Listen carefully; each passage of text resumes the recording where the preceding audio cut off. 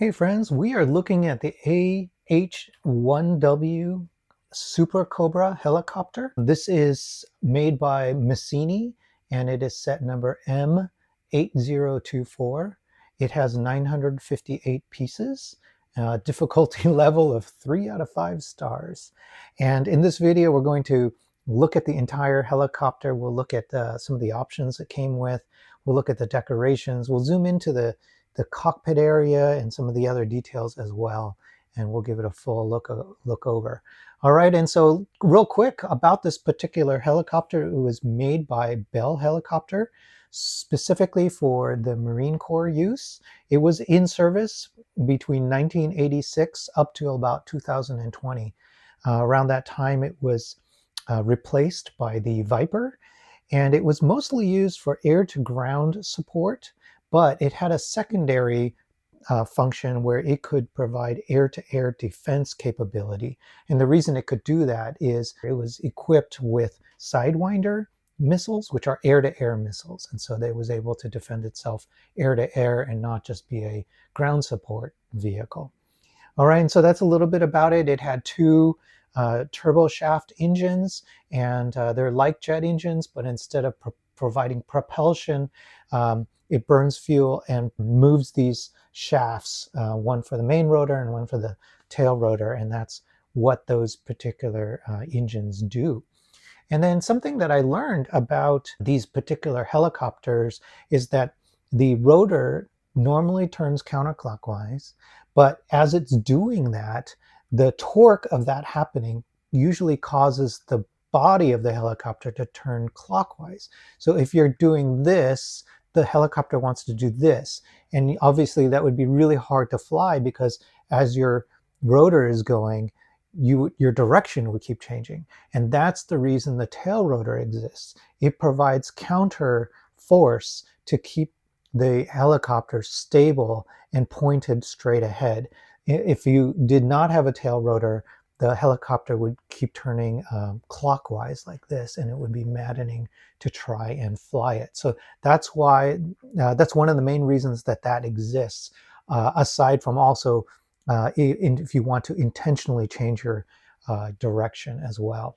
All right, so that's kind of cool. The other thing that I noticed here is that the main rotor is brick built, which I really like, because you can then have a brick built yellow ends on each of them, and it's actually built really well. It's nice and straight. These bricks were pretty went together pretty well, but it also provides a tiny bit of angling back and forth, which I believe real helicopters do too.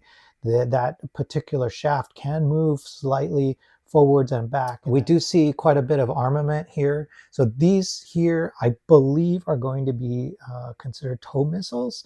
These, I think, are anti-tank missiles, or maybe they're Hellfire missiles. And they do give you options for other things. So there's this, which I'm not 100%, it's probably a rocket launcher, and also these for each end as well. So you get two sets of both.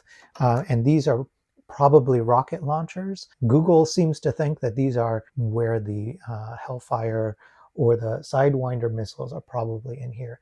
And these are either the tow missiles or the Hellfire missiles.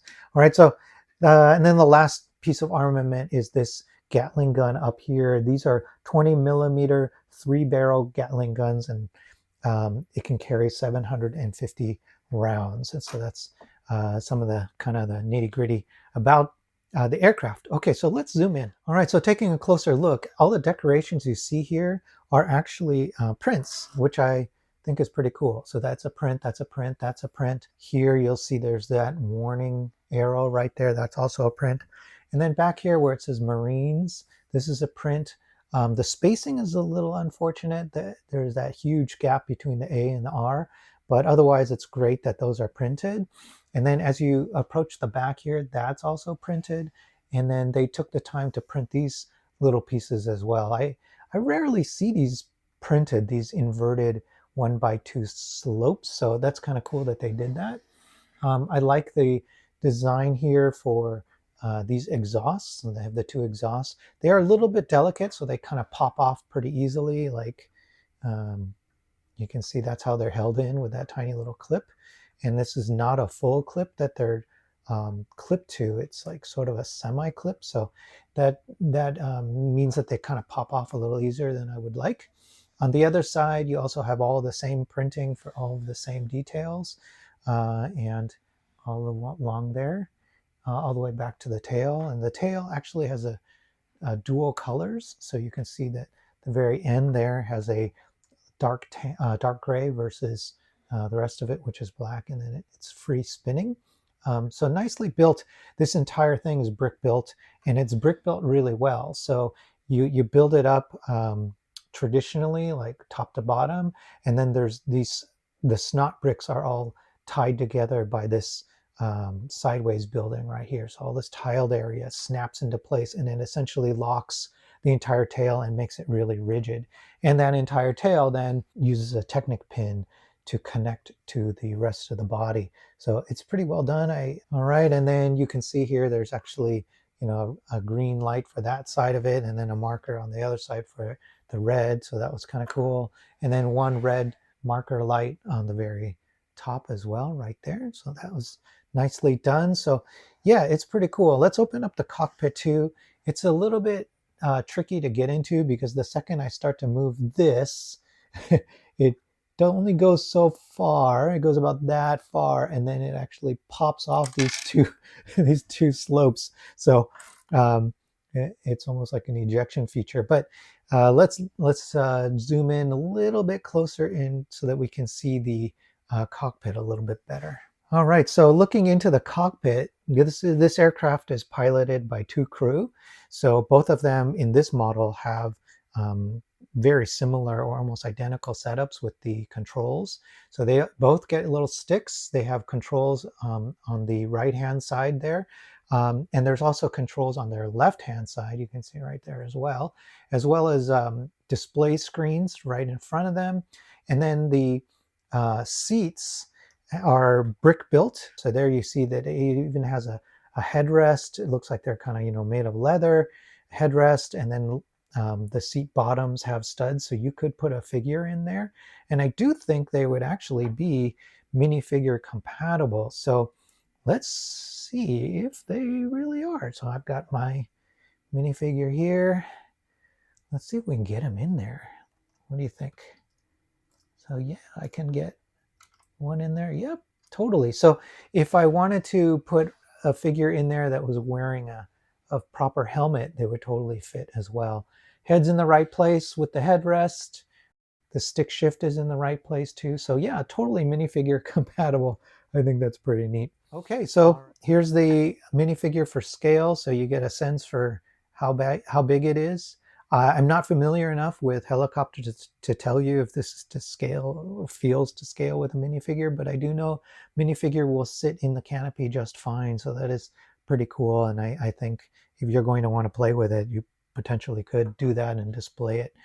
On my model, the pieces went together really well. It was pretty fun to build, and so I was really glad because I happen to have a lot of Misini models right now, and they're all military models. So I'm glad that the brick quality was really good. I was glad to see so many printed parts. The prints are really good.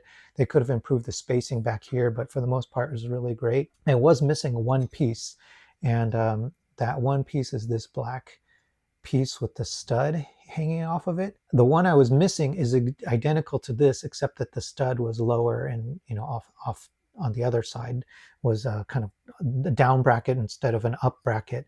Luckily, I didn't need it, so I just left it out, and the model went together just fine without that missing bracket. But that's a rare thing for me to encounter with all bricks, is a missing piece, and in that case, it was a missing piece. And it's possible that they, you know, sometimes they weigh them to quality control it, and so this probably has an identical weight. Got mixed up, and that I could see how those got confused as they were sorting and producing this model. All right, so the model, I can recommend it. I really enjoyed this particular model. Again, I've said that sometimes military models they give you your like Star Wars fix. I really love building Star Wars sets.